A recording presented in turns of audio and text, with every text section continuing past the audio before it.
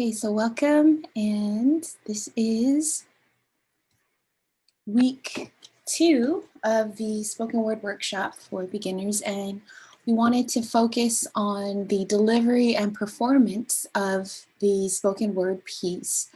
A lot of times the writing process for spoken word, I'm thinking as I'm writing it, as I'm revising it, I'm also thinking about the delivery and the performance of it. And so reading it out loud, standing in front of the mirror, sometimes recording myself doing the piece just to see what it sounds like, what it looks like, is part of my revision and refining process, actually.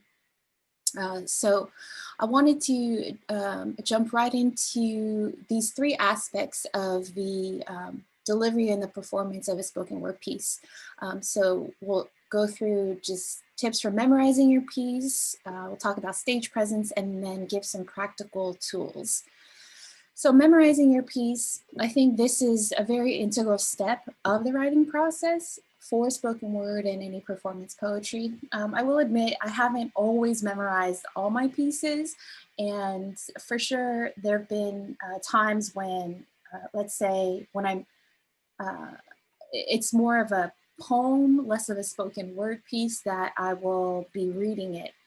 But I still keep in mind, even if I haven't memorized the piece, I still try to incorporate all the other elements of delivering the piece that we'll look at. So the reason why I really like memorizing my pieces also is because it provides freedom to integrate gestures, physical movement, and also connect more closely with the audience. And it's also a way that you can get to know the different deeper layers of your spoken word piece. Even though you've written it, you're the one who has written it, there's something about once you start memorizing your piece that you begin to see more facets of that piece and different layers of that piece as well.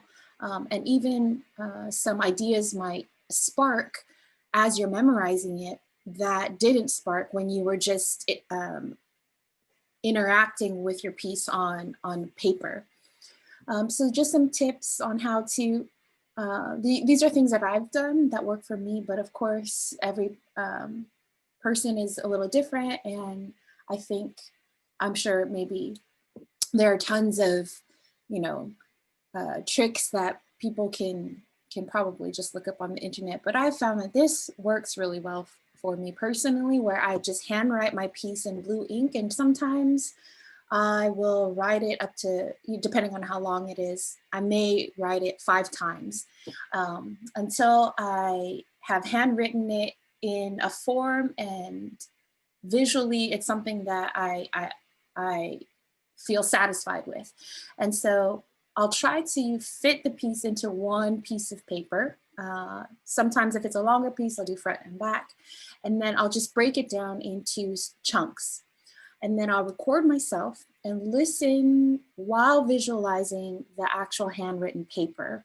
And then I'll just start to memorize the piece in chunks. So I'll take the first chunk and I'll visualize it, I'll listen to it, and then I might say the piece, not looking at the paper, but as I'm listening to the recording of myself, I'll be saying the piece at the same time as a way to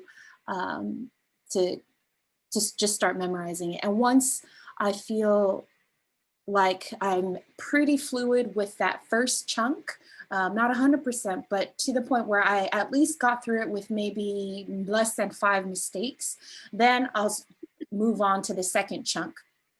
And then when I do that, I always start from the beginning and then do the first chunk and then I'll go into the second chunk as I'm memorizing the second chunk. So it's almost like once I have memorized or feel like I've gotten pretty good at remembering whichever chunk, then I will always do a review from the beginning up until that chunk, if that makes sense. So I'll work specifically on a chunk. Once I feel like I've gotten it, then I'll do it a couple times the whole way through up to that piece, and then I'll incorporate the next chunk really get that down pat. And then from the beginning again, do it all the way through. And so it's a lot of repetition. It's a lot of listening. It's a lot of visualizing. And then, and in this way, this is also when I start to figure out some of the other more technical aspects of how I want to deliver the piece.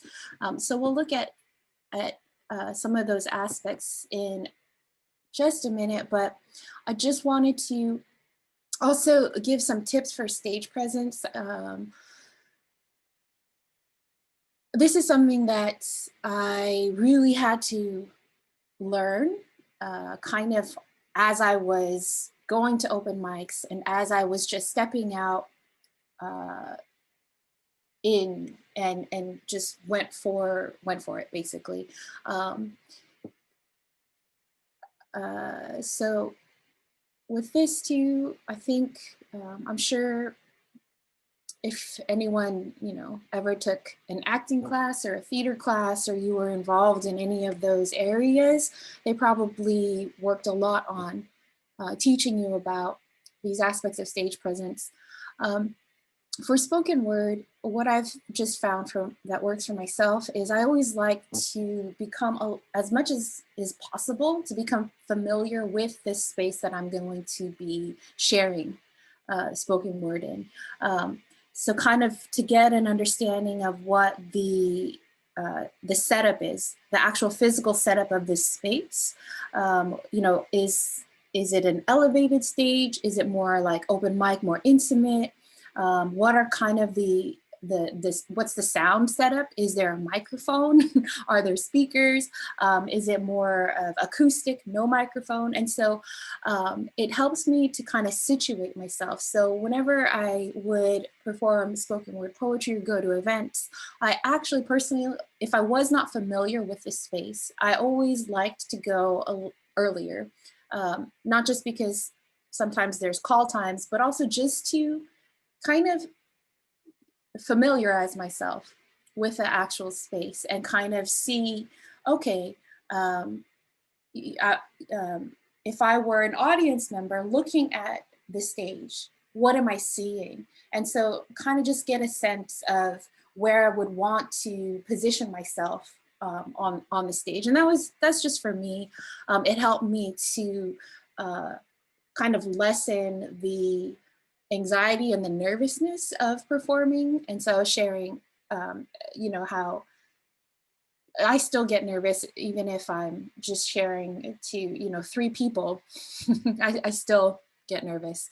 So that just helps me if I start to kind of focus on some of the details, and if I look at some practical aspects of the performance, it kind of helps me to actually lessen my nervousness about being in front of people, because it's almost like I can break down the time and the space into manageable portions, if that makes sense.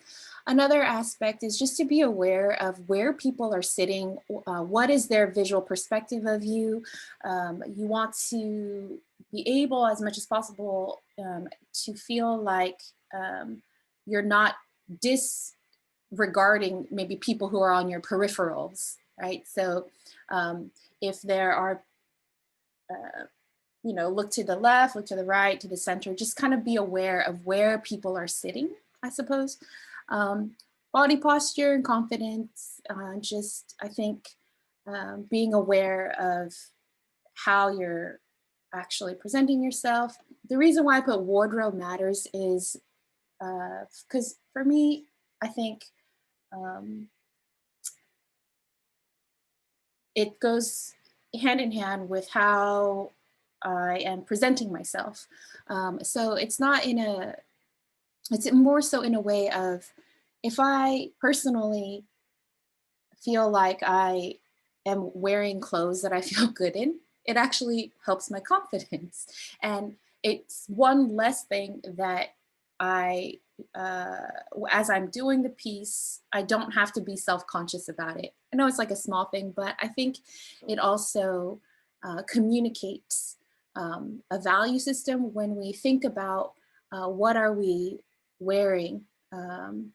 not in a way where it's distracting, but just in a way of to contribute to communicating. Um, Also, you can always record yourself to learn strengths and also to see where some areas of improvements. I remember when I first started doing spoken word, I would, uh, I actually really disliked watching videos of myself because there were so many things where I thought, oh, I wish I didn't do that. I wish I didn't do this. I wish I didn't do that.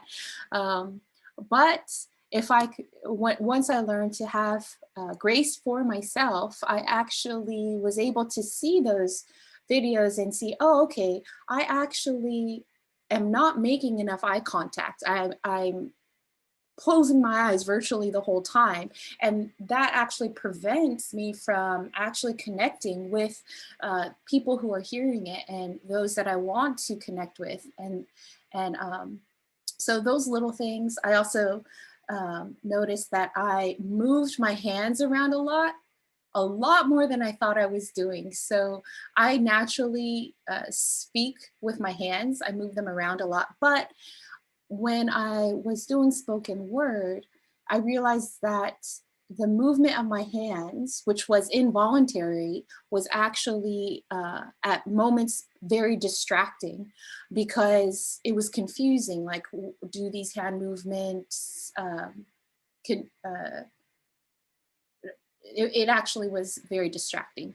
And so I had to learn how to become aware of the movements that I was making with my hands, the gestures, and then I was able to improve in being able to deliver a clear message once I saw uh, those aspects, and then you can always change. And just the last thing, really have fun and be yourself. I think sometimes when we think about delivery or performance, we can, there's always this danger where I feel like I have to present some version of myself. But the more I did spoken word, the more I began to realize that um, yes, I wanted to present a piece that has excellence, and that is excellent because for me, that is a way that I can serve the people who have come and are taking their time to listen. And one way that I can, through the piece or through communication, just really bring something of value to people. So, of course, I wanted to be excellent, but I also had to learn that. I can also just be myself and be natural and have fun. And that I didn't have to necessarily, even if I was quote unquote performing, I didn't have to not be myself in it. And so I think even though these are tips, I think at the end of the day, as as I just again, put myself out there, continue to go to events and open mics, and just pretty much say yes to every opportunity that came my way to share spoken word and poetry. I learned how to really be comfortable on stage, meaning being aware and self-aware, but not self-conscious when I was in front of people. And so I think, yeah, I just wanted to share that to encourage everyone here too to just keep stepping out and sharing. And yes, so just some practical tools. I've broken it down into 3 parts. This first part, I wanted to talk about enunciation and articulation. So articulation refers to how clearly and expressively you speak, whereas enunciation refers to the actual physical sounds that you make in order to clearly and expressively speak. So just one quick example of this would be like the phrase can't talk. And so in everyday language, we might just be like, oh yeah, I can't talk, da, da, da, da. But then when you're actually performing a piece, there's another level of thinking about really making clear, distinction of vowel sounds, of deliberate pauses too, because the phrase, for example, can't talk, if because of the double T's, right? So there's an ending of the first word T and the beginning of the second word T. And so you should put a very, very tiny, like millisecond deliberate pause between those words so that there's the listener can really much more hear that it's can't talk versus maybe it's can talk. We don't know. And so those little tiny things like that is part of enunciation and articulation, where you really want to have crisp beginning and ending sounds to each of your words. And also even looking at the combination of how words flow together. And so before I share poetry, I always like to do some warm-ups. And I do stretching, I try to like loosen. If anyone is a singer here, I'm sure there's so many warm-ups that you know and that you also incorporate into your routines when you share, before you sing. So stretching, I always stretch, especially because I tend to hold a lot of stress right here for me personally. And so I'll stretch, I'll do, neck rolls and whatnot. And then I'll start to breathe, do some breathing exercises to make sure I'm breathing from the diaphragm. And then there's just two very common exercises. One is the hum and the ha. So you breathe in and then you exhale as you make a hum sound. The second one is you're breathing in from your diaphragm and then you exhale in a series of short ha, ha, ha sounds, also from the diaphragm. And so this just helps me to relax and get my breathing in a good place. And then I will warm up also with some tongue twisters. I tend to really just do the first two before I'm actually sharing. I'll also do like lip exercises, like, and then just to kind of warm up my mouth and loosen my jaw too. And this really, really does matter. I've found that it really does help tremendously, especially for myself because I have lockjaw, TMJ. And so kind of massaging my jaws, loosening everything, kind of just warming up has been so helpful. So these tongue twisters, I've just provided about 10 of them. And I think it would be fun if we tried a few of them. Would we like to, maybe we'll try just the first two together. So very common one, red leather, yellow leather. And so you just repeat it as many times, as quickly as possible to kind of loosen your tongue, make sure you are really nailing the vowel sounds and making sure that you are enunciating and articulating each word by giving it, a good beginning sound and crisp ending sound. So red leather, yellow leather, red leather, yellow leather, red leather, yellow leather. And it's, it's actually really fun. The second one that I like to do is, and I think there's different variations of this as well. Black bug's blood, red bug's blood, blue bug's blood. And sometimes I'll do blue before red. It just depends. Black bug's blood, blue bug's blood, red bug's blood. And this one is really difficult. I think the first time I tried to do this one, it took me a very long time actually.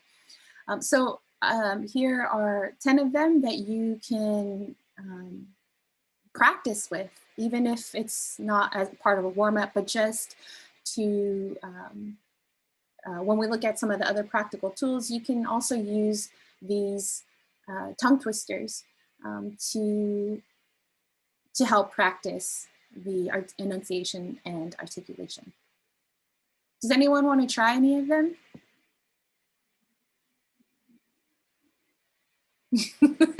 No? Okay, maybe on your, they're pretty fun. Okay, next one. So second grouping, prosody. So these are all just tools that we can think about in our delivery of the piece. So we want to think about the prosody of the piece. So the prosody refers to the sing-songiness of your speech and speech patterns. And so as you are memorizing your piece and thinking about how you want to deliver it, paying attention to the natural sing-songiness of the piece. And if there isn't a natural sing-songiness, how do you want to actually deliver it in terms of the speech pattern of your piece? So here, I would just encourage to pay attention to any parts where you have a repetitive prosody or even monotony. So for example, people who tend to not incorporate any prosody in their speech, that's what we would call monotone when somebody just speaks like this. It's just there's no real sing-songiness. Sometimes prosody could be maybe every sentence that a person says ends down like this, then that would be a different kind of prosody. Or somebody, every sentence they say ends kind of like a question. So that's what prosody refers to. And in our pieces, when we are sharing them or delivering them, paying attention to what is that sing-songiness of the piece and just being intentional about that too. Another tool to think about is pacing, and that would be where do you want to quicken the piece? Where do you want to slow down the piece? And that would give your piece different kinds of emphases. Maybe your piece also has moments of pauses, longer or shorter, and all of that will also express kind of a meta meaning to your piece. For example, we could say just a simple phrase like, I was hungry. And so even thinking about the prosody of that those simple three letters, or the pacing of it, or where you putting emphasis, you could say, I was hungry, or I was hungry. So it creates different contextual meaning and connotations with just the way that you have delivered it. Different levels of volume, thinking about, does your piece need to at certain points get higher in volume or lower in volume? Again, that connotes different meaning. It gives a dynamic quality to your piece as well when we are thinking about all of these practical tools and being intentional about how we are incorporating and using these tools in our delivery. Pitch refers to, is different from volume, because volume can just stay the same, but your pitch could differ. So a high pitch would be like, what happened? Versus a low pitch, what happened? So the volume can stay the same. Pitch and pacing often go together as well to create certain tone and meaning. Register refers to where you're speaking from. Again, if you're a singer, I think you probably have heard that or know that there's like a little bit of debate, but there are 4 registers, but some say there's just really 2 main ones. So basically it's the difference between whether you're speaking from your head, like through your nose, like you could sound very nasally talking through your nose, like I was just right now. Most people speak from their chest right here, or from their throat. So if you're speaking from here, there's a different register. The quality of your voice is a little bit deeper. You could hear the difference in tone. So thinking about where you're speaking from, whether you're speaking more through your head and through your nose, or whether you are dropping it down and speaking more from your chest. So thinking about those different aspects of your delivery are really practical tools in helping you deliver and create that other layer of meaning for your piece, or bring out even more so the meaning of your piece. Just the third grouping, very simple, eye contact, definitely important for connecting with your audience. And I would even venture to say that it is one of the, it is connected to one of the foundational aspects of spoken word as an art form, because as an art form, or as a creative, expressive, performative art form, it really was birthed out of community and out of connection. Any kind of open mic or music or oral form of creative art really came and was birthed in that context of sharing and communication. And so I'm not saying never close your eyes, that's not it, but I think there is something that is important about intentional eye contact with your audience, if possible. Oh, and gestures. So any gestures that you make, and kind of paying attention to what are the gestures that you want to make, and making them intentional, thinking about their effectiveness. A lot of times you can also, there's a whole realm that can open up with creating wordplay and kind of visual spoken puns or visual wordplay with your gestures. Sometimes it helps to incorporate a gesture to clarify a certain phrase or a certain idea that you are trying to get across. And again, when you think about your gestures and incorporating, you know, intentional gestures into your piece, it also helps in limiting or eliminating distracting movement or unnecessary movement. Okay, so that is kind of the toolbox of items that I did want to share. Let's see if there's any questions that any of us have. Oh, so when I was referring to the sing-songiness of a piece, it wasn't necessarily it should be sing-songy. It was more so what actually is the sing-songiness of your piece. So,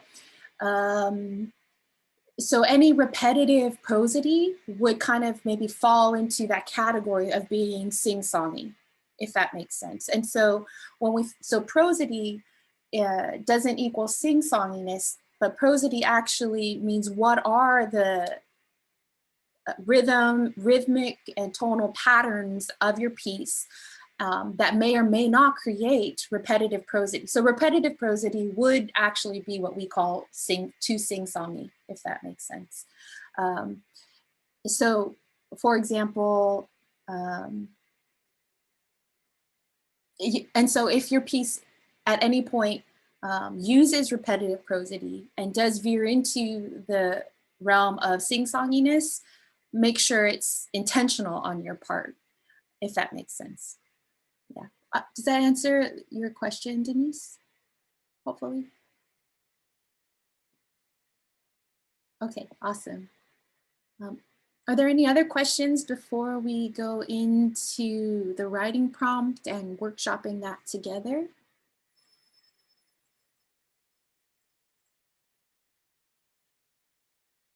Okay. Was everyone able to respond to the prompt or write something? I'll pull the prompts up one more time.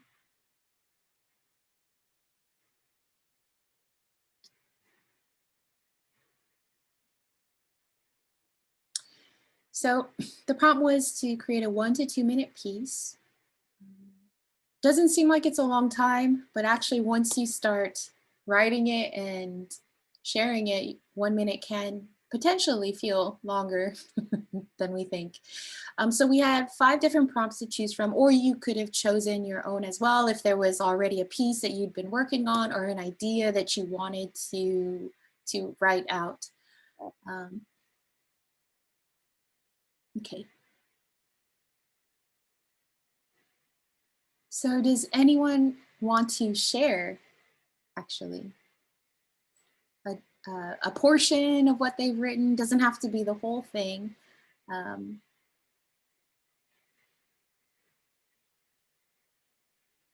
okay. Yes, we would love to hear it if you do have a poem and it's something that you feel like you want feedback on and you want to work on more, then that would be wonderful if we could hear. Or if you feel like it's a finished piece too, that's fine too.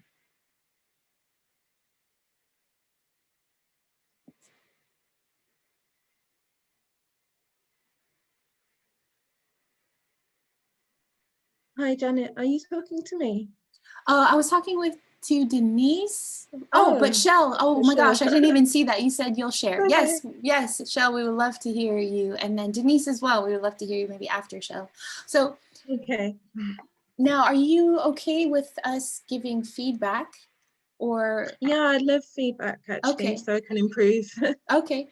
So then, before you share, I just wanted to share, remind us of quote unquote checklist. So some things we could be thinking about. Um, we'll just, some elements of good writing. We looked at literary elements, the 4 C's of revision, and then at the end of the day, of course, a big question to ask yourself is, do I like this piece? Do I personally like it? Sometimes I've definitely started writing and I'm working on a piece and I just had to stop myself and realize like, I don't even like this piece. so so that should tell you something if you don't like a piece. So, okay. So just wanted to bring this to our memory as we are listening to Shell and giving constructive, helpful feedback.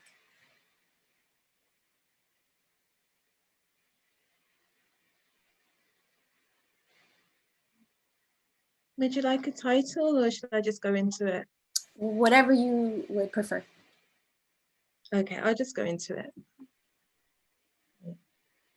My Arabic middle name is Tahira.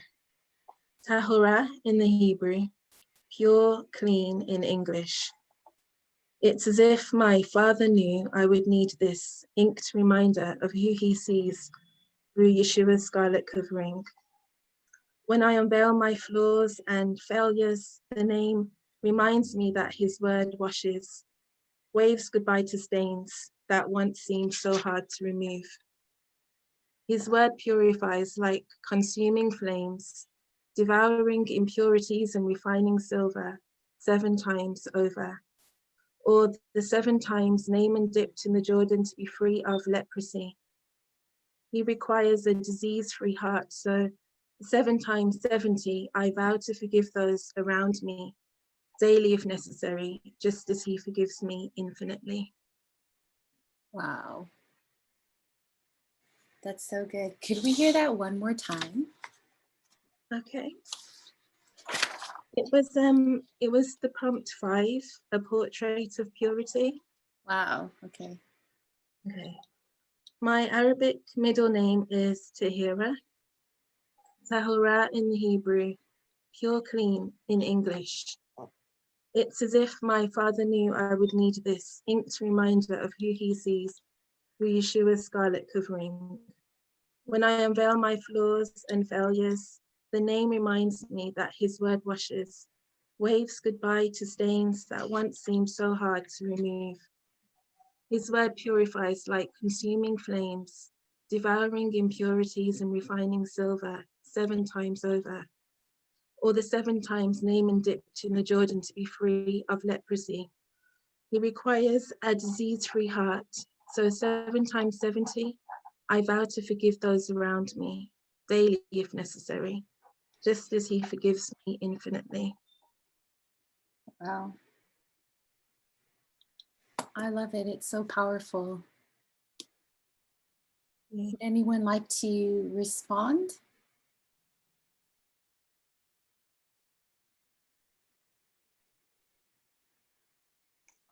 I really love it. I don't feel like I'm in a position to provide much feedback because I have like zero background, but I really do love it, and it brings up a lot of great images, and I hear all the Bible references, and I love how you link the 7 and 70 and 7 times 70 and all of that together. That was really beautifully done.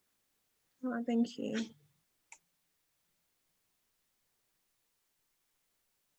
I love how it started with your name. I felt like that automatically created a personal connection between you and me, because I'm learning something about you, and it feels like I can sense the self-revelatoriness of it, or the like the vulnerability that like you're revealing something about yourself. And so that immediately like pulled me in from the beginning. And and I love the the repeating E sounds at the end. Like it just kind of, I feel like it kind of pulled it all together in a really cool way. So yeah. I'm I glad think you liked the person. Sorry, carry on. no, go ahead. I was saying I was glad you liked the personal introduction, because I wasn't sure about that, if I was making it a bit too much about myself or No, yeah. no, not at all. I think that's something that like, I think you sharing that about yourself kind of paves the way for us, at least for me. I can only speak for myself, but for me as a listener to like connect personally with your words as well. Like, what does this mean for me personally? Because you're so clearly connecting it to you personally. Like, sometimes it's hard to go from abstract to personal, but if you're starting with personal, it's easier for listeners to like receive it personally. Yeah. So I definitely felt that.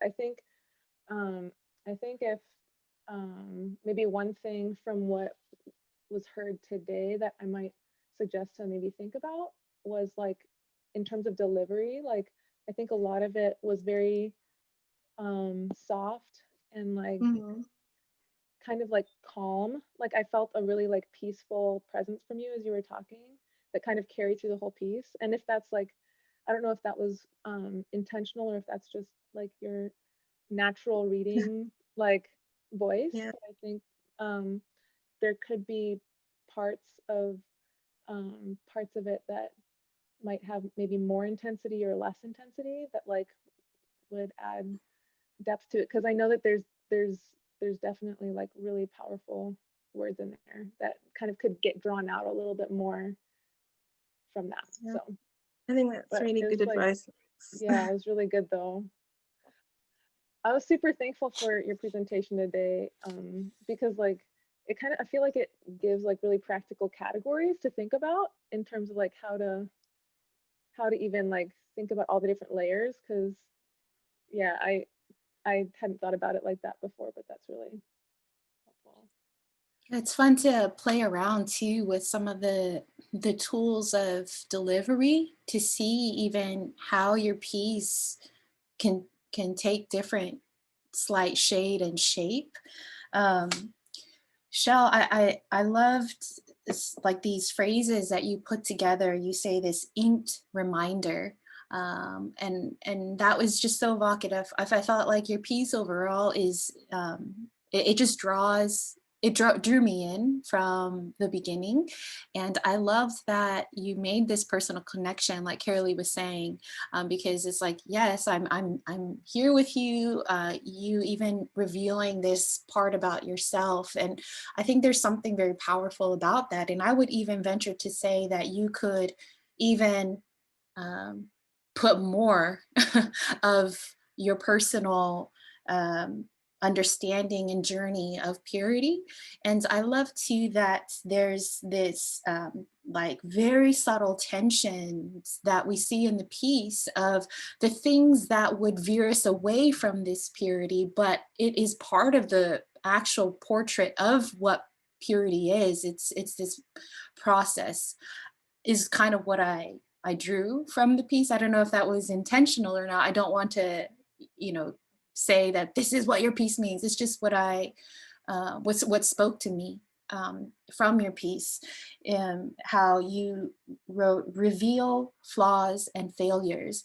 And I thought that was such beautiful diction, like revealing, like when I reveal flaws and failures, there's something too that like I can tell, wow, like you, like this piece has come out from mm, like deep internal processes that you have or are walking through. It's not, there's a substance to it that I can really feel that this is like a testimony that you are actually bringing to us. So this revealing, I just, that word choice, because I just thought was phenomenal. And even when you said uh, it's devouring impurities, and I thought that too was just so evocative, like you know, the imagery of it too.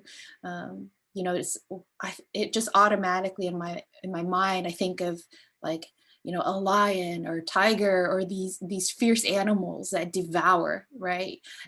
These impurities. It's so powerful. And then even your pairing of disease-free heart. I love that too, right? Because it's such, and that connection with the leprosy and the cleansing of the leprosy, but how you bring it into, it's something, it's internal, this disease-free heart. And so then linking that with forgiveness. And so I just really felt that the message there is, and the way that you've presented it is so unique and really powerful. I would really want to encourage that you even, I feel like it doesn't need like a whole bunch more, but maybe just a little bit more of even digging into mm, that process of the cleansing, right? Kind of like personally for you. And I would agree too that I think your pacing I felt was actually really great. But I think if you kind of played around with volume or even your pitch or areas that you want to, certain lines that maybe you want to play around with, mm, yeah, maybe volume and pitch, that might lend itself to kind of more dynamic quality to the delivery. I feel like it doesn't need so much more because the piece itself, I feel like, carries this quietness, but underlying that quietness, there's this like subtle, like just power and a little bit of tension that actually really adds to how evocative the poem is. Yeah, so. Thanks so much for that feedback. Yeah. Thank you for sharing. Denise, we would love to hear your poem, and then Carolee after Denise. And I love everyone's feedback too. I feel like something that Leilani said, you said, I feel like I'm not qualified, but I mean, I think everybody is qualified because we all know what we like and know what we don't like. And so, yeah, so I loved everyone's feedback too. Oh, perfect. And then Leilani can share after Carolee. Wonderful. Oops, excuse me. I'm sorry, my dog just suddenly got really excited. That's so cute. Okay.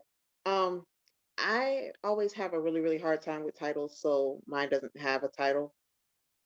Um, so I'll just kind of jump into it. You arrive with a smile and eager arms in a, I'm sorry. You arrive with a smile and eager arms in a dream that neglects to destroy me in my sleep, so that the excruciating laceration in my heart doesn't wake me. I almost believed it was healed. Almost. Even in dreaming, it takes an embrace to bandage the hole where that organ bleeds. My tears absorbed by your shirt. I can even feel the vinyl of the design you wear because that damaged part of me wills it. The cotton material that's not quite thick enough to be soft. The faces of you and all those who bear witness to this false reunion reflect an equal measure of relief and desire to hold on to this fantasy beyond REM and then morning. Could we hear it one more time? Am I going too fast? I think if it's a little slower, it would be wonderful also. I'm nervous. I'm sorry. No, it's okay. I think from the first hearing of it, it seems like it's a very intimate piece where you are really going into and kind of being super vulnerable about maybe an experience or a memory that holds a lot of pain. And so I think, thank you for choosing that piece to share with us. I know it's not easy. And so that could probably add to the layer of nervousness. But yes, we would love to hear it one more time, maybe a little slower so that we could really absorb and be there with you in this piece.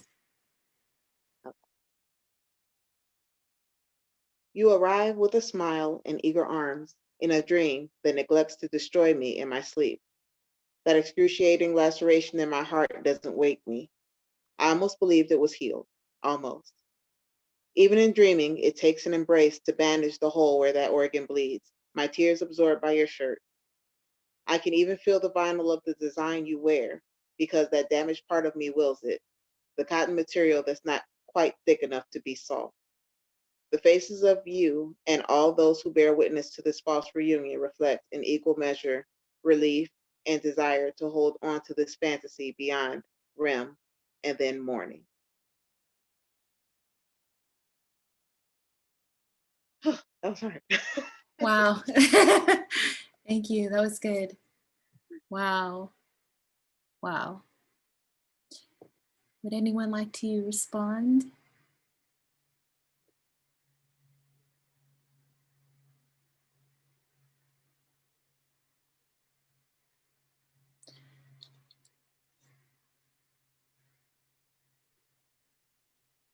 I think, man, there's so much in there. I kind of want to also just see it visually too, because I feel like there's so much there that the hearing of it I'm missing. I could say like I could really relate to that, and but I think it seems like so deeply personal. I'm almost afraid to touch it. You know what I mean? But I thought it was amazing, and you've done a great job. And you know, and I was like, yeah, I've been in that dream too. So.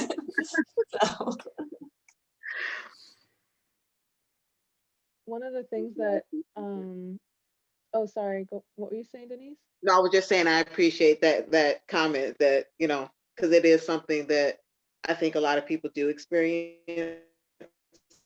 So it's nice to hear that somebody else does sometimes. Yeah. One of the things that like really struck me about your poem that I saw you do kind of again and again was like splitting between two things that a lot of times get lumped together as one. Like when you said that you almost believed that, what was that line? It's like you, I forget how it ended, but like when you like saying you almost believed, it's like going right up to the edge and like, but like saying that like, you know, you didn't make it all the way, or like the damaged part of me wills it. Like it's kind of just acknowledging that there's so many parts of me, and all most of the time like people assume that we want something and so all of us wants it, and like people just oversimplify stuff and oversimplify us and our experience, but you really like opened that up in a way of like, no, this part of me feels this way, and that means that the rest of me doesn't. Or that you're just like, what you say brings out the like the different like dimensions of your personhood or of that experience in a way that's just super, I feel like it was super well done in a way that like communicates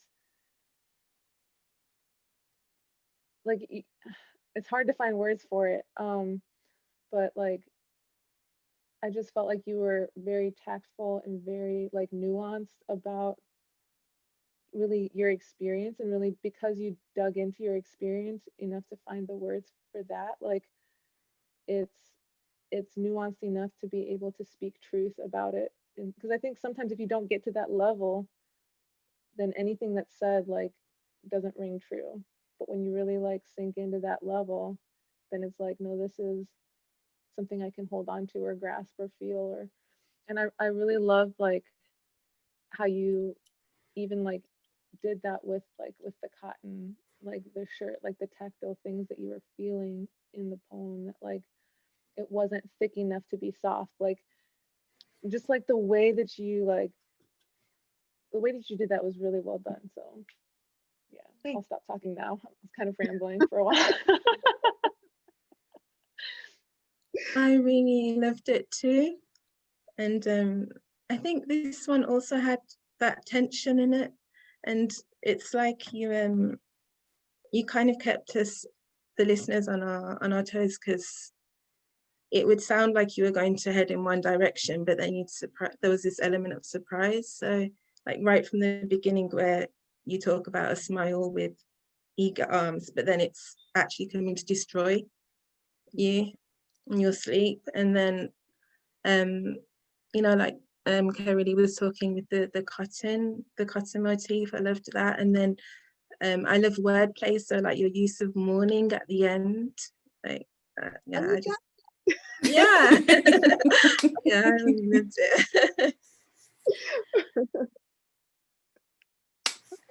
Thank you so much, guys. I love the honesty of the piece. I felt like it is such a gift that you are offering and giving to people. Um, and I think that the second time, so I think the writing is like phenomenal. And the second time you shared it, I loved because it brought the piece even more um, alive, if that makes sense, and clearer. And so that would probably just be one area that I want to encourage you. Like it's such a beautiful gift, I think, when you share it to others because of your that kind of resonance of that pain.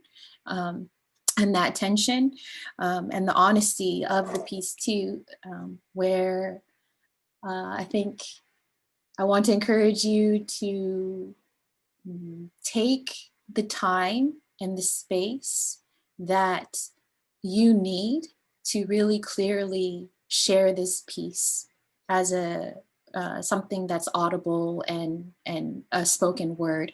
Like I mean, I totally understand being in that place where like, I don't know if this is good. I don't know. It's like, I'm so nervous and I don't know. It just feels like, do you want to hear this? I don't know. I don't want to take up too much of your space and time, but I kind of just really want to encourage you, like, no, like give the piece, that message, the time and the space that it deserves. And that really, because it's a gift, I really feel like it's a gift. And that even if there's this tension in it, I think there's such a healing aspect as well to your piece, actually. And so I just really want to encourage you to think about on that practical level of delivering it, with your pacing and your volume and your pitch and your, just those aspects of letting and the enunciation, and because it's like I wouldn't want to miss any word of what you're saying. And so if you think about those things, and I know, and just like have the confidence in knowing that this is a gift that you're offering to people. And so yeah. Thank you so much. Thank you, Denise. Okay, so Carolee.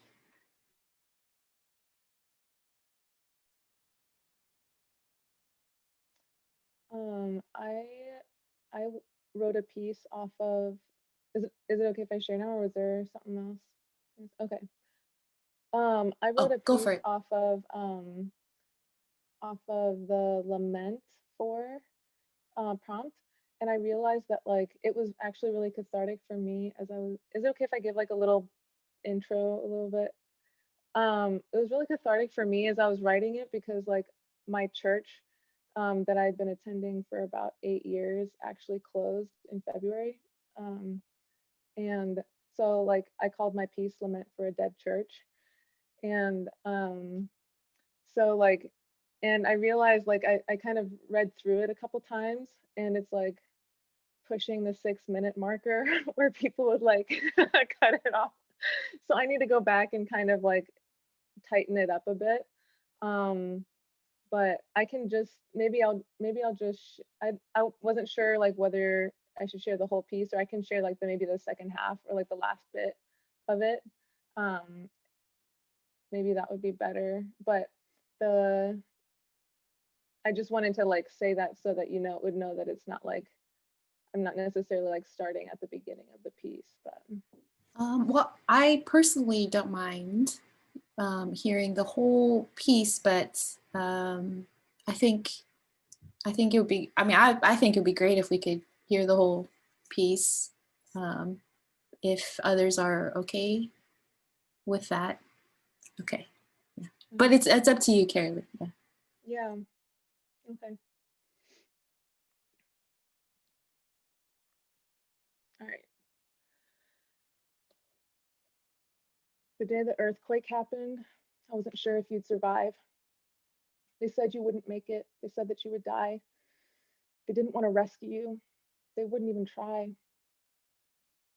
But I knew it wasn't true. It just couldn't be. You were far too determined for death to be your destiny.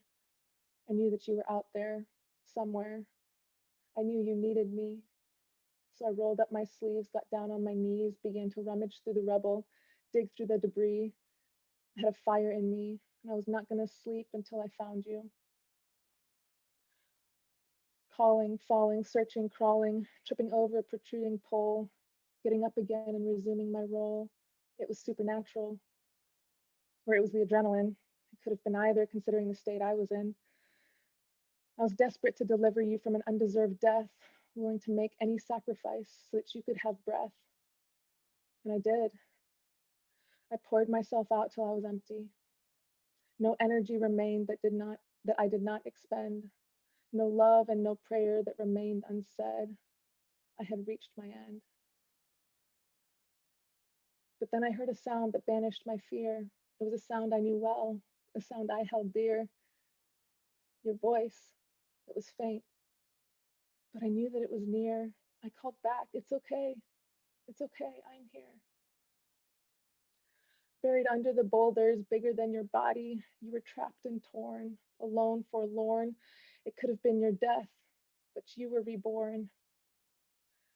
Overjoyed and relieved, I fell down in a heap. I was too tired to cry, but inside my soul heaved. With time, you stabilized. You grew stronger. You began making plans because you weren't in crisis any longer. Thank God. We found peace, and eventually we began to rebuild piece by piece. And just when my soul had started to settle, when I finally believed that we were home free, you were deceived by that damn diabolical division.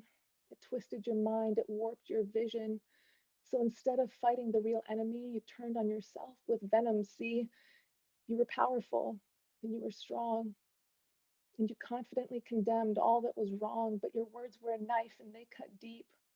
You began to bleed, but you continued to speak, and the more you spoke, the worse it became. Thrashing about in your pain and slashing your own jugular vein with no one but your own dissociated self to blame. I watched in horror as you were torn in two. Helpless and powerless, there was nothing I could do. I had already poured out this life that I lived, so I sat on the sidelines with nothing left to give. An ambulance came and whisked you away. I was relieved by the reprieve, but still in shock, so I couldn't grieve. But at least I could breathe again. Sitting down in the dirt, I wiped my face on my shirt, and only then did I realize that I was hurt. I thought the blood on my body was yours, but it was mine. Actually, it was both, because we're connected, you and I. When your words cut you, they cut me too. I didn't know it at the time, but now my scars prove it's true. They took you to the ICU. You were living on a prayer, bloodied, disfigured. You should have died there, but we dared to ask God for a miracle. Begged, to be precise. You had lost a lot of blood and you were laying on thin ice, but you had cheated death before. This would make it twice. Imagine my elation when I heard them say you were discharged from the hospital. You'd be coming home today. At last, I could hug you and show you that I loved you. We could find a way forward, somehow, some way. When you got home, I saw life in your eyes and it breathed hope in my heart. As awful as the road had been, perhaps this was a fresh start. Your shriveled body had seen better days, but your spirit was indomitable in so many ways. And the best was yet to come. There was still a race before you that needed to be run. And you started taking steps, one by one. Then one day, out of the blue, you told me you were feeling better, and I believed you. But I shouldn't have. Turns out that was just the morphine talking. Because when you came home on hospice. Whatever I imagined, it sure as hell was not this. You were supposed to have a future. You were supposed to have a hope. Now all your dreams are scattered, shattered. I'm struggling to cope. When they told me your heartbeat flatlined, I had to leave the room. I just couldn't bear the news after all that we'd been through. I believed you were invincible, that you would pull through, that the gates of hell could never prevail against you. But sometimes they do.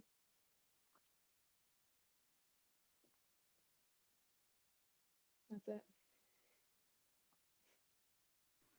Wow. Thank you for sharing that.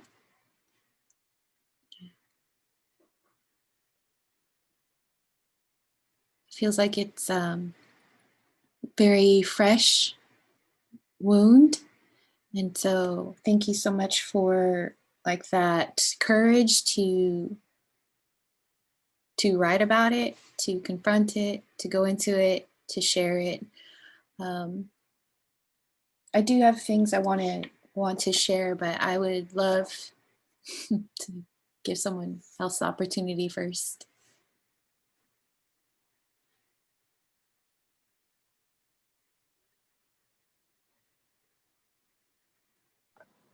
I loved all the different alliterations that you used throughout it and all the different like sounds that you paired together. That was really cool. Made the imagery stand out a little more. I think your piece had a way of like pulling us in and taking us with your story. Like I felt I was going with all you, with all the ups and downs and just really feeling it. And so, and I thought too that your delivery of your piece was really cool. Like the expression, emotion in your face and voice. But that was really great. Thank you. Yeah, I kind of felt like I was just like being teleported room to room or scene to scene as you were describing and changing through the story, or not through the piece.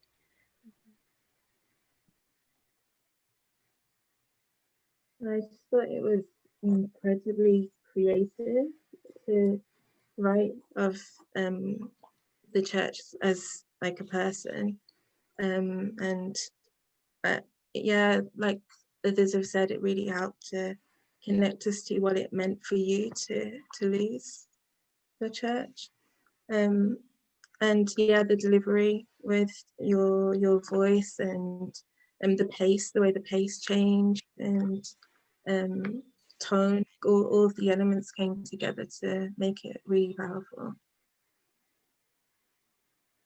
Thank you. I was going to say too is my friends and I have often talked about how painful it is when Christians let Christians down. And I think that's one of the most devastating things that happens within the church. Mhm. I was feeling that too. I'm gonna say that your storytelling was so descriptive, and I didn't see the other person's name who said that they felt like they were being pulled from room to room with each scene. That was the perfect wording for it, because I couldn't have verbalized it myself without hearing that. But that's exactly the type of feeling it gave me, the of just bouncing from scene to scene, and your your description of it, of your experiences, was just so, it was so well done. I mean, you can't help but feel pulled into it. You can't help but to Mhm. ride that roller coaster of emotions. So that was awesome, and the your delivery was really good. It really kept my attention, and you could just feel the emotion there. Thank you. Yeah, one Yeah. of the things that was like, I was kind of, it's hard to fit all of that into one poem because like the part in the middle feels so different than the part at the beginning. But like, it was all kind of part of this jumbled experience. So I was kind of, curious about if you guys had any thoughts on that. But yeah, it's hard to fit it all into the same thing, I guess. But You know what? I do that too, and I had actually started writing a couple of new pieces, but that's something that creeps into my writing quite a bit, where I'll start out with like one rhythm, and then in the middle the rhythm will change, and then maybe I'll go back to the original, or maybe it just stays the same. And that just frustrated me this time. Normally I wouldn't think about it, but I'm not presenting it to anybody either. A lot of my Mhm. writing I don't tell anybody about, and I don't let anyone else see. So normally I would have just written it and been okay with it. But with bringing it here, it was a totally different thing. Like, no, I want to put something. I don't know how this is going to be taken. And I was just like, yes, I like it. And then it was perfect. It really was. Mm. Okay, cool, thanks. I would even actually suggest that, so I agree. I agree with everything everyone said. And even just being taken with you, it really is like this roller coaster of emotions that you've gone through, and the messiness and the jumbleness, and then the hope, and then the disappointment, and then the crush. I mean, it's just like such an emotional piece. And I think um, like just the way that you also wrote it, and the narrative of it too, and how you presented it. I just really am excited, though I mourn with you too, because it is a lament, and just the pain of having to go through a church split is very real. Um, but I'm also like, um, I just feel like there's, mm, you know, so much to this piece too, um, that I just really appreciate. Um, I loved too how you presented the church as a person, and so we're going with you in this relationship that you have with a church, but a person. And the realness of that relationship, because the church is the body, is a person. And so that there's these moments of like tenuous reconciliation, restoration, and then kind of pulling back from that. And even just little things when you said that was just the morphine talking. And I was curious, like in this understanding of the church as this person that has many flaws, and is suffering from different ailments, and this person that you love so much, but they just can't seem to come to a place of wholeness and healthiness where you could continue being in relationship with them.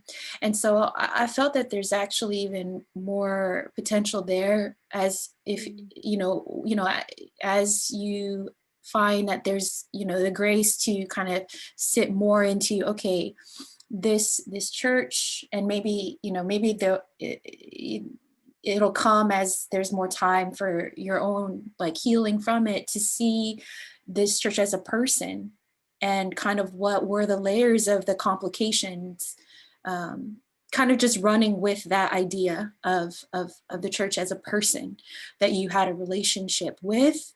I feel like there's maybe a lot more that maybe there's something there too to explore, as you kind of press into that aspect a little more. And then the rhythmic pattern of your piece with the rhyme and the rhythm, and I just thought that was so creative, because how you have the rhythm and the rhyme, but you shift even what the words are, what you're rhyming, the sounds that you're rhyming.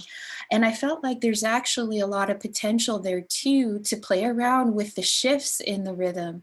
So one thing what Denise was sharing is how sometimes in the middle of the poem, I'll change the rhythm and maybe it's frustrating. But I would really actually encourage that, because when there's shifts in the narrative, how else in the rhythm or the writing or even the delivery or the pacing or the pitch or the or even the disruptions of that rhythm, I think there could be a lot of interesting things you could do in that regard as well. Specifically, one moment that came up was when the voice enters, when it's, presumably maybe it's God who is speaking, or the voice of hope saying like whatnot. So how that middle part, because there's a shift in the narrative, then even thinking about maybe how the writing, some writing elements or elements of delivery can also echo that shift in the narrative, and just kind of playing around with those things. I don't think it needs to be too much, if that makes sense, because I kind of also really appreciate the rhythmic pattern that you've established. It actually really gives a sense of like, almost like the yeah, I actually just do like it, but felt like I'd be interested to see how disrupting some of that at intentional points, what kind of emphases and to the narrative, and what other kind of dynamic could be added in that regard, if that makes sense. Yeah. And I would also want to encourage to, I mean, I just really do love your imagery. I almost like don't want to like give any, like, I don't want to like touch that, but since it's a writing intensive since it's a workshop, since we're workshopping it, and you could like take it or leave it. And this might be just more as a writing exercise, not something that maybe I feel like necessarily needs to change. But just something I thought for all of us is when we are first writing something, and it's like so personal, and it's coming from just what we have just seen, sometimes we'll go with just the first image that we'll see about something. So for example, like sitting down in the dirt, right, is like something that we all understand, we all can relate to, we all can see, and that's very real, and it's like such good imagery. But one thing that I've done to just challenge myself, and as a writer, is to in the revision process is to retake a look at some of these images that I've put in. And I think to myself, is this, just to challenge myself, is there another way that I could express that same feeling, but with a different image? Because sitting down in the dirt is, sometimes that's the one I need to go with, right? But other times there could be something else that's more accurate and precise and authentic to what I was actually feeling, if that makes sense. And so I just want to also present that and suggest that we even take a look at some of the phrases that we use and the imagery that we use. Is it a default, or is it really, what I want to say? Does it really fully capture what I want to say? Hi, Matthew, good to see you. Hello, I kind of totally forgot about this. Well, we're glad that you joined us. So I hope that makes sense, if that makes sense. So because I think we all carry like default images of what grief might look like, or what happiness might look like, or what being in love might look like. And those aren't necessarily terrible, because sometimes that's what we need to go with. But then to challenge ourselves and to see like, okay, is there another image that feels truer to this specific experience that I want to express? So it's just an area I would love to bring up so that we could challenge ourselves in our writing. Yeah, so that's more of a general suggestion that I wanted to make. Yeah. So Matthew, thank you for joining us. We are sharing some pieces, and I think Leilani said she would share next. Okay, so this is the first effort, zero background. We're excited. Okay, I titled it Breathe. One breath, a single intake, lungs inflate that we might live. From the darkness of the womb, blind, upside down, head first, lips blue, slap. Diaphragm contracts, chest cavity expands, air rushes in, sound rushes out. Breathe in, breathe out, arms flail, eyes snap open. Breathe in, breathe out, oxygen. Breathe in, breathe out, rejoice. One breath, a single intake, lungs inflate that we might live. From the darkness of the tomb, shrouded, bound, damaged, dead. Diaphragm contracts, chest cavity expands, air rushes in, fullness realized, released. Breathe in, breathe out, muscles jerk, eyes twitch open, breathe in, breathe out, oxygen. Breathe in, breathe out, rejoice. One breath, a single intake. Man cries out, God answers. Breathe.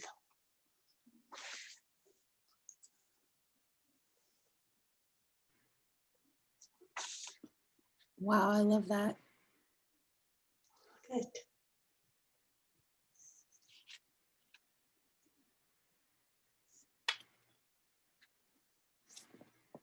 We can open it up to anyone who would like to respond. I love the repeating of the phrases, like the breathe in, breathe out. It's always something that's kind of like helps center you, and you can really, especially with those like pieces that have something that censors you, you can really go out there and then always come back.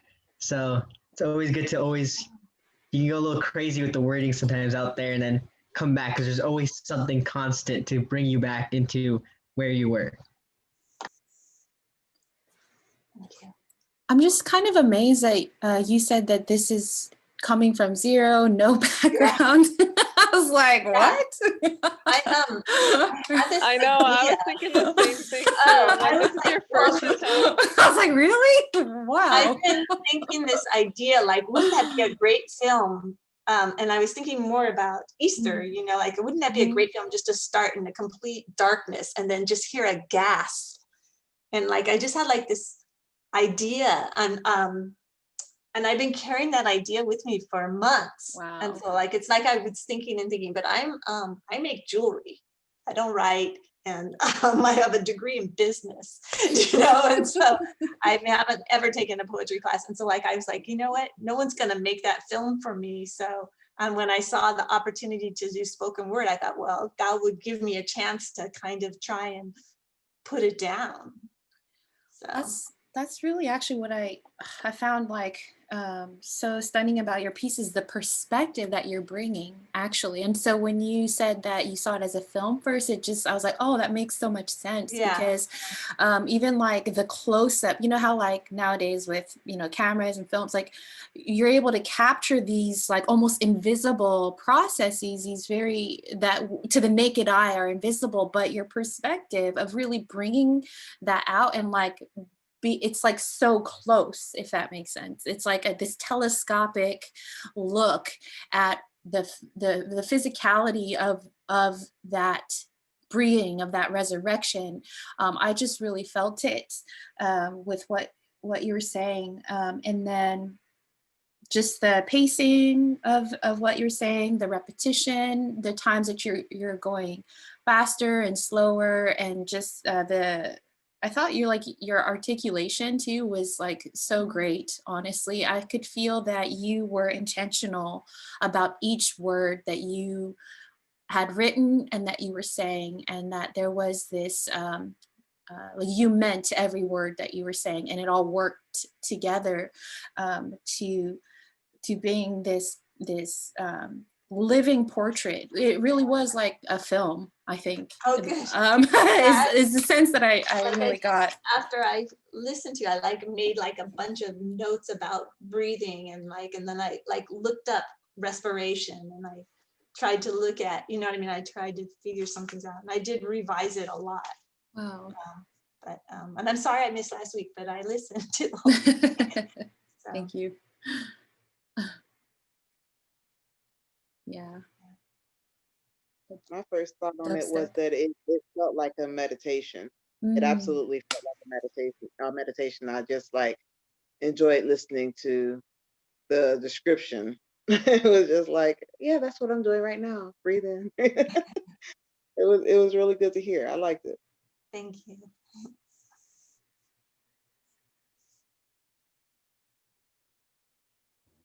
Yeah, I guess I felt that kind of too. Just like I felt like I was like breathing with your words, if that makes any sense. It was, yeah, it was wonderful. I loved it. Thanks. One of the things that, oh, go ahead, Shel. I was just saying, yeah, it was so good, and like the connection between them. Was it like birth moving into death, and Yeah. yeah, and that's the so sound of the interesting in the Bible, Yeah. how important breath is. Like, yeah, actually, like after Stephen did that, did you use Stephen Homestead? I think he did it with Regenesis, was that breathe thing, or but anyhow, yeah, but breath, you know, is just what a concept, you know, like everything starts with breath. Man is alive with a breath, and Jesus is born with breath and dead with, and comes back alive. He resurrects with a breath. So thank you. Yeah, I just. Oh, sorry. Go ahead, Carolee. Oh, that's just what I was going to touch on, of like the parallel structure of your piece, where like the first part you're describing birth, and then it shifts and you're describing the resurrection, and like, but you're using the same scaffolding. Mhm. And I whenever like I love it when that happens, because I feel like it just adds so much weight to what follows, like the second half, because you've already built this scaffolding, and then you're just overlaying like it like overlays meaning on both of it. So suddenly I see the resurrection as a rebirth. And like, and it's cool too, because it's something where, yeah, Jesus lived through that, but each of us is going to live through that as well. And like, I don't know, I loved that parallel structure a lot. Thank you. It's probably the only poem I have in me. It was like just like something I was pressing on me, I guess. Wow. I love that, like, that you brought attention to something as crucial and yet something we take so for granted, which is the breath, right? And just the whole narrative that is around that as well, and how that kind of anchors to the piece, the breathe in, breathe out, and the different ways in which that is conceptualized too. And so it's a beautiful piece. It's very powerful too. Yeah. Thank you so much. Yeah, I think what everyone has shared so far, I'm just like blown away, honestly, every single person. So we'll hear from Carmela, and Matthew just stepped away, but if he does have a piece too to share, we'd love to hear it. I think we have time, so yeah. Thank you so much. But yes, Carmela. Hi. Man, I did not take much. I didn't have a lot of time to work on it because I wasn't feeling well this week. So after hearing everyone, I'm a little nervous, or more nervous than I was before. But I kind of tried to go with the lament category, but I don't really feel like it stayed there. But anyway, I'll just try.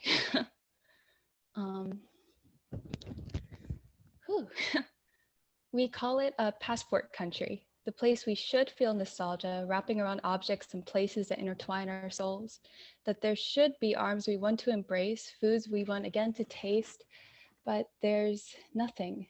It's empty. It's new. It's my passport country. We speak the same tongue, yet I'm not understanding. Now even the body speaks with foreign songs, reactions that catch me off guard. Were these things just forgotten? No, replaced. I pray for peace and it hugs me, embracing and loving a new identity and letting go of this pressure to call my passport country home.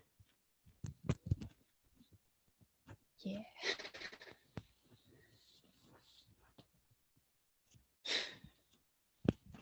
Girl, you had me at the first line. Because just because it's like, that's something that I can like personally really relate to. I did not grow up in my passport country. And so like you had me from the very beginning.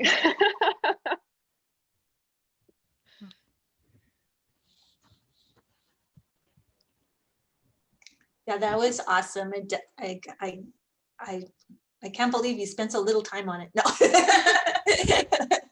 no, that was really great, and I enjoyed that. Yeah, I know that. I just like that was interesting. Like not like you know the language, but you don't know it or something like that. And I don't know, just the flow of.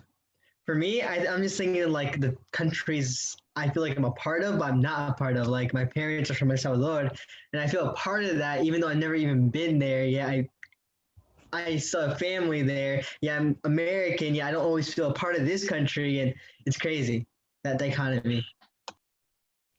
Oh, yeah. Yeah, exactly that kind of feeling.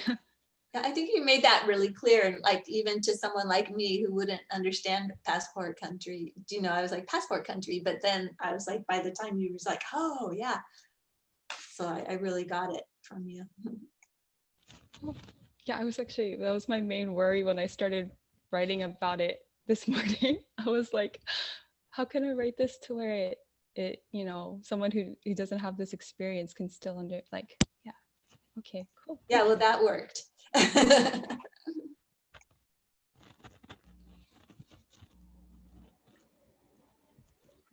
I felt like every word you used was really necessary too. It was really good. It was very concise, but to the point, and evoked a lot of feelings just from the simple words that you used.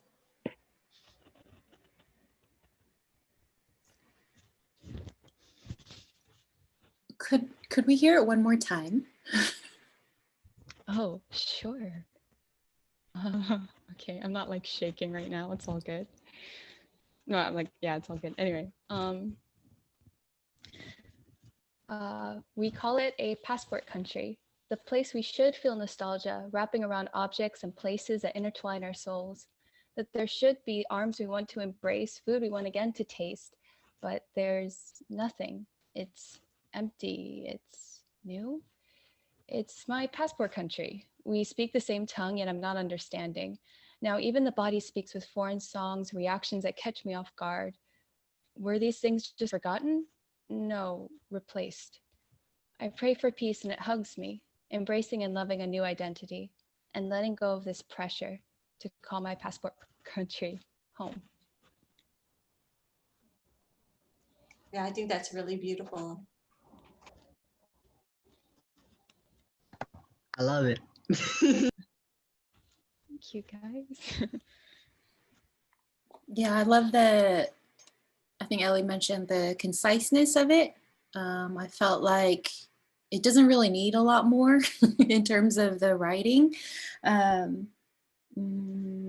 I would say that with I know again, because when we're nervous, we tend to rush through our pieces when we're nervous because we just want to get it over with.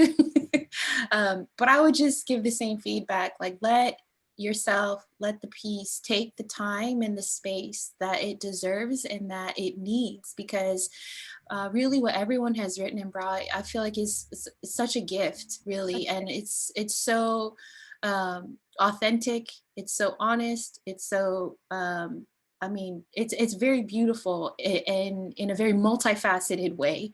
I think so. I just want to encourage you, Carmela. I think you really can like really hear the way it's supposed to sound. Like in your head, I think you hear the way it is supposed to sound, that the piece is supposed to sound. So I just want to encourage you to let that come out even more. I feel like in your head, you might sound like you really emphasizing it a lot, but actually do it maybe like 10 times more, if that makes sense. So the pacing and how you kind of slow down, but it's new. It's like, I would say, as much as it still feels natural to you to even elongate those pauses. And I loved how in the beginning, the pacing is a little bit fast. And so I would really encourage, when we are delivering lines that are a lot quicker, that require a faster pace, a higher pitch, make sure you're really articulating and enunciating each word, that you're making the beginnings and the ends of each word clear, because you're speaking that much quicker, for the listener to be able to pick, and what you're sharing, it has really great imagery and feeling and emotion to it. Make sure that the enunciation is like kind of like practice by over enunciating, especially when you are speaking at a quicker pace and the pitch, and you're trying to bring in that feeling of wow. See, there's this, and so just to bring a little more contrast to an already dynamic piece, yeah, would be my only feedback. Yeah, thank you. Otherwise, I love it. Yeah, I love to peace hugs me.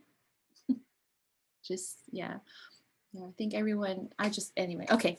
One thing, can I just chime in on that? Oh 'Cause I yes, think, please. like, because you said peace hugs me, and then at the beginning, I think there was also a line where you personified nostalgia. And like, I just think I mean, I guess like, yeah, I think there's that, like, personifying inanimate objects can be so powerful, just to like, because it really forces you into a different perspective on something, and it makes that like so much more multidimensional, like, because we've all felt peace hugging us, but like maybe haven't thought about it that way. So yeah, like that's just really well done.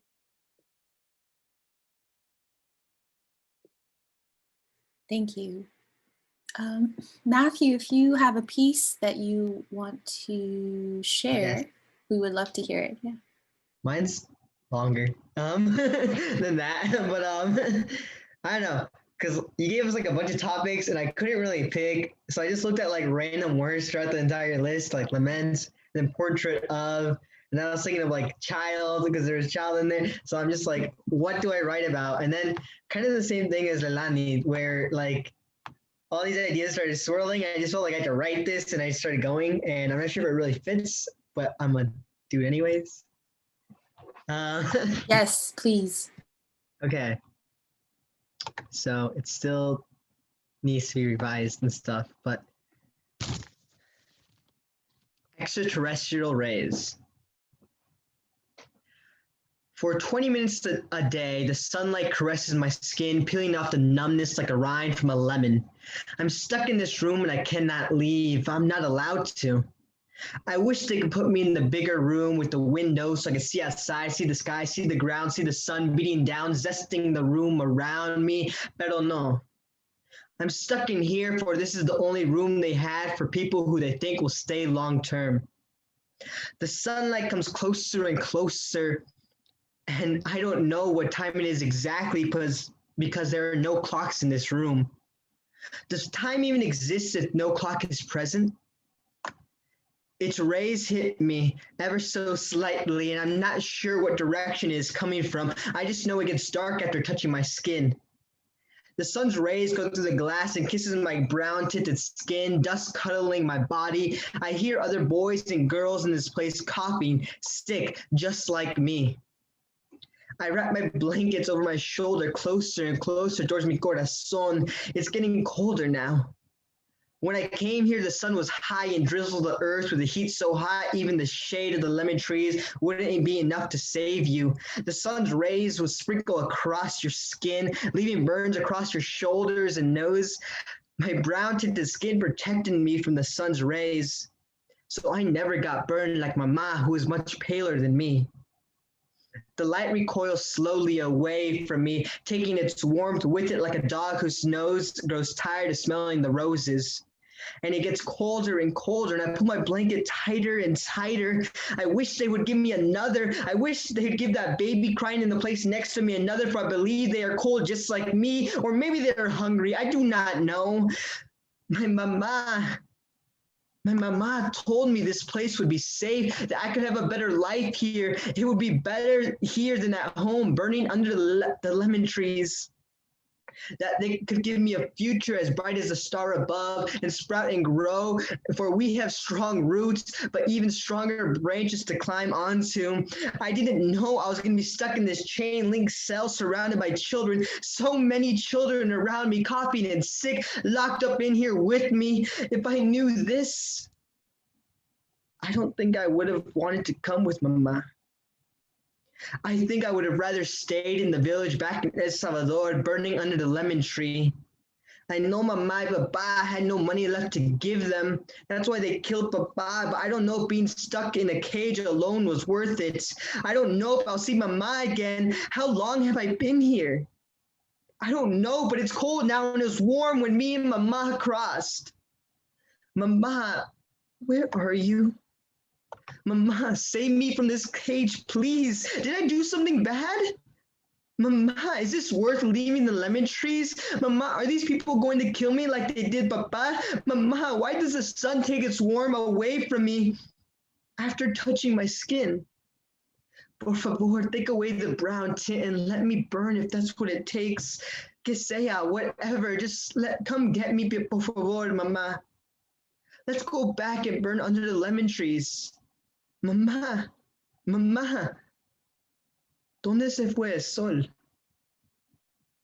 Thank you.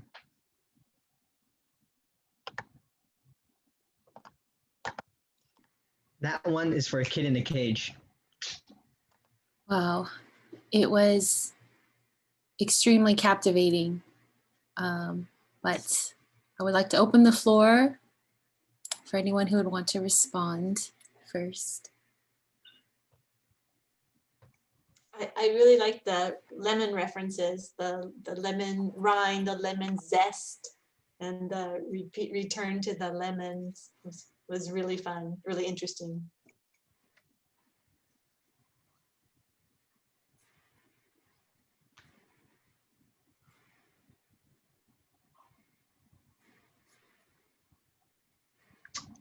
Yeah, I thought there was so much passion, and I was expecting the performance to be up there because even though it's honest, but because you said last week you're from a theatre background, so I was expecting it to be like that level. But I loved also your use of Spanish through the piece, and like the way you switched gears with your emotions as well. It really took us on that journey. So thanks. Yeah, I meant to kind of do it differently, but you know, this is like one of my first times reading out loud the piece, so it wasn't planned out. Usually there's like a lot more markings and all this other stuff I'm ready to perform with on scripts, but yeah, this one was still fresh because it was written over this week. I was going to say on the use of Spanish too, as someone who doesn't speak Spanish, it was easy for me to follow. So I thought that was like just the right amount of Spanish and very clear to me what the meaning was, even though I don't speak Spanish.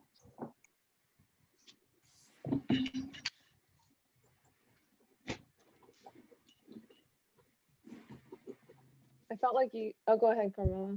Oh, no, go ahead. Oh, okay.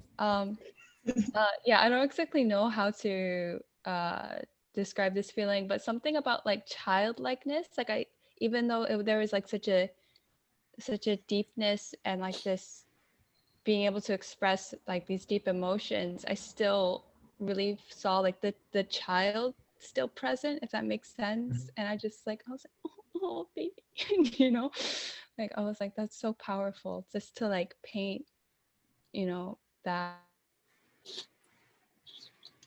Oh, you cut out real quick. Oh, Carmela, we can't hear you.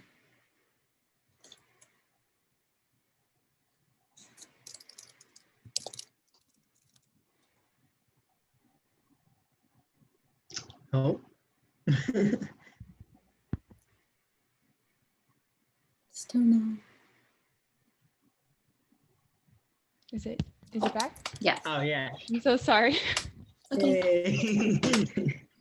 Yeah, just basically like these deep emotions that children do have, but aren't able to articulate, for you to kind of articulate that really deep emotion that, you know, we all get even at a young age. Yeah. Yeah, that's actually one of the hardest parts I'm having with this piece right now. I'm looking through revisions. How do I keep this true to like what a child would think, at the same time performing it from like their perspective, but at the same time have this, you know, flow and magic with it. I really loved how like it starts off in a room, and as a listener, I'm like, where are we? You know, I have no idea. And then slowly, like as your piece builds in intensity, it also builds in details, and it just like becomes consuming in a really like powerful way. So I thought that was really well done, the way that you kind of like built built the intensity and like kind of develop that from the beginning to the end, and kind of like an arc. One thing that like in terms of like that I think like there's a couple times you were talking about the color of your skin and referred to the brown color, and I think the second time that happened, I was like, I feel like there could be another way of saying this, unless you intentionally want to keep that. If you want that to be like a grounding part of your piece, then like keep it the same for sure. But if I feel like it could also be like, you know, I feel like once you have that foundation, you could like build texture or build other, like pull in other descriptors to kind of add depth to that. So that's kind of just like up to you as the creator of this piece. But I was like, man, there's other descriptors that I'm like could add so much more like nuance or flavor to that, and also build that like identity for you, like because the deeper you go in description, the more weight you're putting on that, but that was one piece that kind of stayed consistent throughout. So like that's just one thought of, you know, is this a grounding piece or is this something I want to build on and kind of Mhm. flesh out more? So I wanted to like mention that, I think. Yeah, that's actually a pretty good idea. Not gonna lie, I'm still like going through it. I'm just like, how can I make every sentence different and more interesting? And I'm not all the way through it yet, so not even halfway. Not even past like the first paragraph, but it's okay. That was actually another thought I had. So overall, I love your piece. I felt like it was this blend of a lament portrait, actually. And I just love the care and the compassion and the passion with which you are writing this for this child in the cage. And I just felt that there was a seamlessness to the piece in terms of how you are incorporating like the narrative, the journey of it, incorporating the Spanish in your delivery. I felt like the pacing of it, the rhythm of it, just how you are enunciating and articulating the words, even how certain words you're adding more emphasis in the word or more swing to the word. Just I felt like that was very natural. And it kind of really drew me into this experience and this world, and this child that you are that you're lamenting for, that you're portraying, that you're speaking for, basically. I was really drawn in, and I love just the rawness and the freshness of it. And I agree with Carmela. Like, I feel like you really capture this innocence, wonder, but also the fear, the terror, the unknown, the uncertainty, all the questions. And I think like going, you know, as you are going through each line, in that, I feel like more of that will come out. And I actually, you know, one thing too was that I don't know if this is a real family that you're drawing from, but I loved this family. Like, Mhm. like, you know, I felt compassion for this family. I felt invested in the story of this family. And I think one of the tools through which you did that was also the lemon tree and just bringing in these very specific details. And I do agree. I felt like the phrase, I was thinking, you know, brown tinted, and I'm not 100% sure that a child would use the word brown tinted skin. Yeah, that's I the love, problem yeah, with it. I love it. I love the way it sounds, right? Even the poetry of it, the brown tinted skin, like, but I'm just not sure that a child would use it. And so if you do choose to stick with that, I think then that's gonna maybe think about then how that creates a tension in like, you know, what this child is saying. Maybe they heard it and that's what, so, you know, I feel like it's not saying like throw it away, but maybe just consider um, um, the usage and how you want to then use that, if that makes sense. And just playing around with that, I think could maybe open up some cool things I mean, I already too. have it highlighted, so it's something I've been thinking about too. Like Yeah. tinted, like tint, like that. That's a weird word. I don't know. Especially since I use the word drizzled, I was thinking more of like caramel. I'm like, maybe I can add like caramel skin instead of brown tinted. But yeah, I wasn't there Yeah. yet. So I think those are good questions that you're asking and thinking like, okay, this child, like around what age is this child? What is the language? And I think towards the end, I really saw that come out more. And in like I could hear even more the voice of that child, if that makes sense. And so, but yeah, thank you so much for Yeah, sharing that. I got this based off of interviews. I was just watching like documentaries and interviews and like little like footages of like people like kids in the cage of the borders from both parents and also like kids and like their Yeah. stories and stuff. And so I just drew a little bit from all these stories and just used that as my base. Yeah. I love that too. Thank you so much. I think the way that you delivered it, kind of knowing that background, like the passion with which you delivered it, like I feel like it could have been your story, just because you felt, I could tell that you really stepped into that experience and you felt it so much and like kind of owned that experience, that like, and so I think that's, I mean, that's really powerful, because whenever the person delivering the message really owns it, it enables the listeners to really own it as well. So like, Oh yeah. yeah. And the biggest thing about like performance, this is my theater major just looking through, but it's all about like, especially when it's poetry, poems usually hold such a like a strong part of your heart, because you made that. That's like your child right there. Like, and a lot of people when they start talking about themselves, they tend to like cross their arms or close off a little bit. You got to be able to open up and be vulnerable at the same time of being, you gotta be vulnerable with the audience who you're speaking to and like make the choice to do that. Performing is all about making choices and not being weary. So it's weird, but yeah. That is such good piece of wisdom. Yeah, thank you.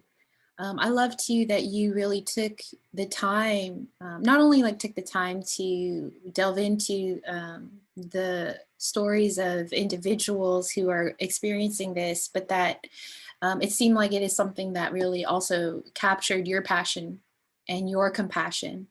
And so I just really appreciate the work that you put also in that end too, not just the work of being vulnerable and making that choice, but even prior to that, prior to bringing the piece, like you did that work of doing the work of getting to know these stories and the real people behind them. So thank you. I really appreciate that. But yes, thank you to everyone who shared. I know it's not easy because, as Matthew said, it's, you put your heart and soul into these pieces. And I just am so thankful that you chose to share it with us. I know it's, I just really want to honor that. And yeah, we don't take it lightly, what you have shared. So thank you so much.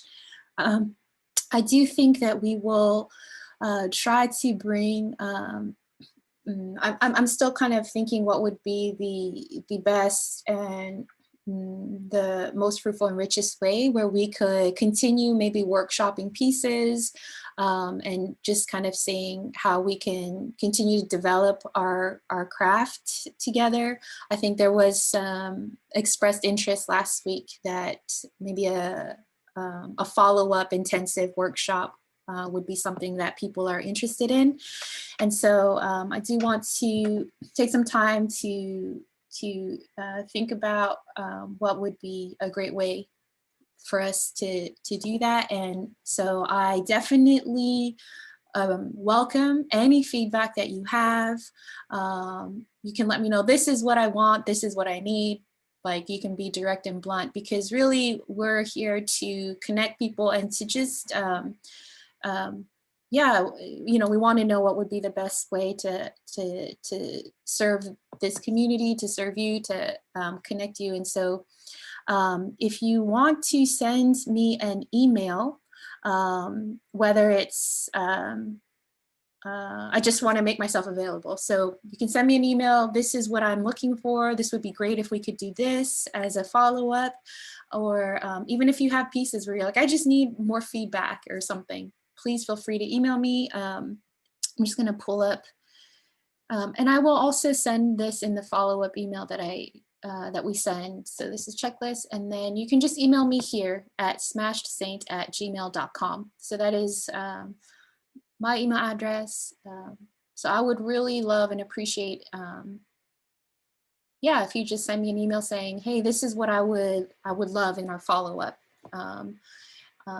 Yeah, and then if there are any questions, please feel free to ask them send me an email or ask them now. But if there are no questions, then we can wrap up.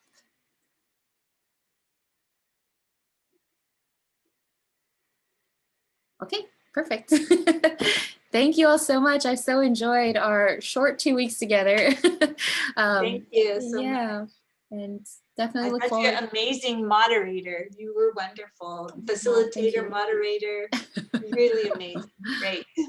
Thank you. I'm so thankful Yeah, that you guys, well, you guys are awesome. You're like very, I just love every piece that was shared and just really looking forward to hearing and seeing more as well. Yeah. Thank you guys so much. thank you so much. Thank you. Yes. So we'll see you again. And please keep writing. Yeah. Okay. Bye.